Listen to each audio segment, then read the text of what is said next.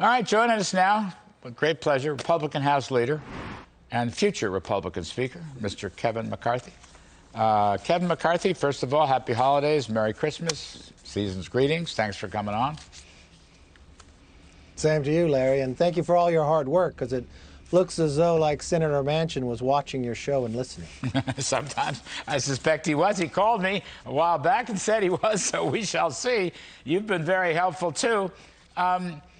So, Kevin, it is dead, but I'm wondering what happens next year. They're going to try to come up with some new version, I guess. Okay, I don't know, but I guess it's a new version. If it's anything like this version, it's going to go down for all the same reasons. But from your perspective in the House, what are you expecting as the next episode in this presidential failure saga?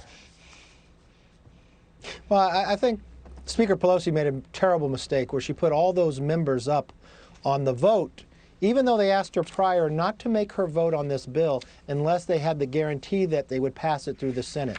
Senator Manchin has been honest from day one where he stood on this bill. I don't know why they didn't listen to him. But she just put a number of those who consider themselves to be moderate Democrats to vote for this progressive bill. And they passed it. Now we just had one today announced retirement, Stephanie Murphy. And remember, the Democrats in 2010, when they lost 63 seats, only 17 Democrats have retired. They're now up to 22. Every day there's a new person retiring because they know this is the wrong path America wants to go down. You know, I do not believe Nancy Pelosi will give up. She will split this bill up. They've got another reconciliation, as you know. They gain another one this year. I think they'll continue to try because the solid wing of the Democratic Party is this socialist wing, this AOC, Tlaib, and others, and they will continue to even push harder now.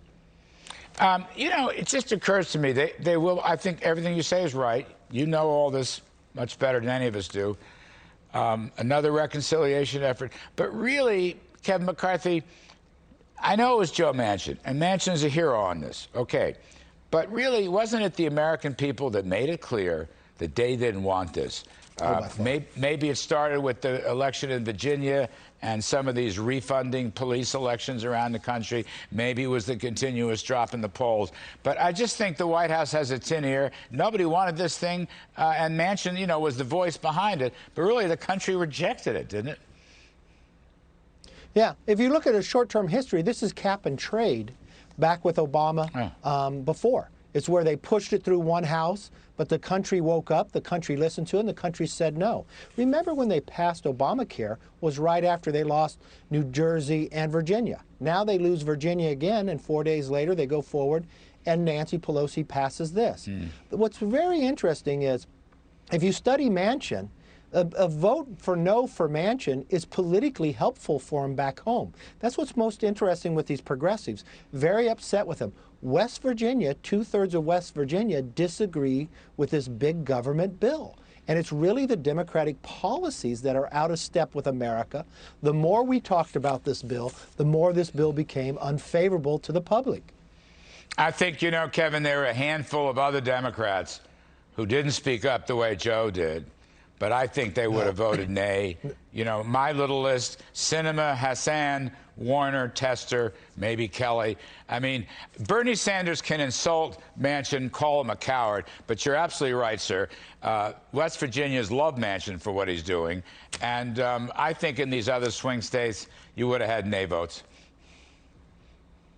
Yeah, and I think if some of the others in the House, those Democrats, they knew it was a bad vote, but they wouldn't stand up like Manchin did. So what you'll hear from them now is they'll retire or they'll lose in the next election. Kevin McCarthy, how do you look at the Republican strategy now? I know it will oppose whatever Pelosi and them come up with. Do you want a strategy that knocks it down? Do you want a strategy that provides alternatives? I know you want, like I do, we want to win the House back, we want to win the Senate back. What's the best path to those GOP outcomes? Look, of course I want to win, but first of all, I want America to win. So how do we curb inflation? right? Well, you control the spending of government. How do we roll that back?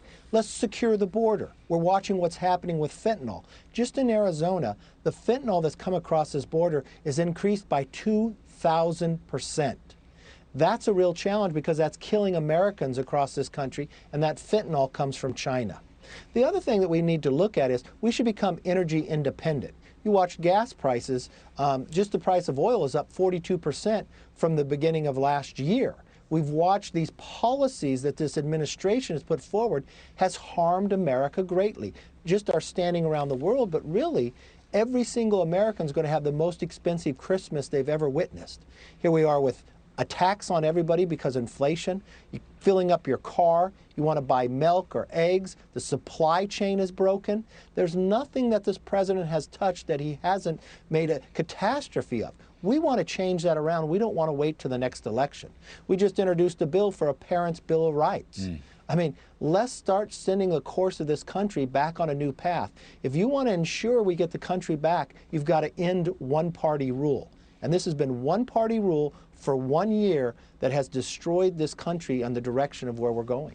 Is it possible to have, to your points here, a bill that says we should put the Keystone Pipeline back in play, we should put ANWR in Alaska back in play, we should put a real tough borders policy on illegal immigrants back in play. We should make the Trump tax cuts permanent, for example. We should rule out spending. Is there a way for Republicans? I don't know whether you'd get a vote on any of that stuff, but it sure would make a statement.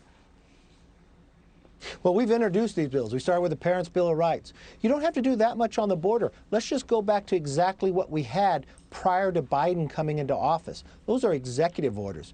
Remain in Mexico, secure the process of where they're coming through.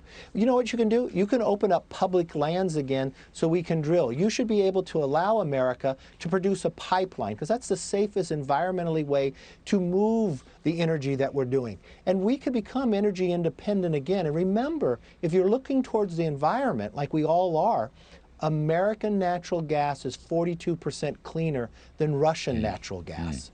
And what we can find, too, is let's curve this government wasteful spending.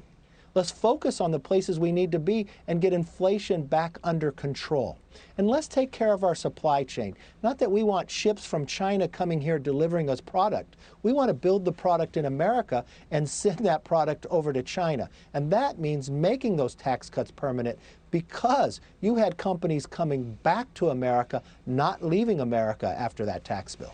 Mr. McCarthy, where do I sign up for the making the tax cuts permanent? Do you have a petition? Can I sign something? Well, everybody can go. If you go to firepelosi.com, everybody's watching, everybody listening. Firepelosi.com. End one-party rule, and let's make sure this country gets back on the right track. Love that. Love that. Speaker-to-be Kevin McCarthy. Happy holidays, sir. Thanks so much.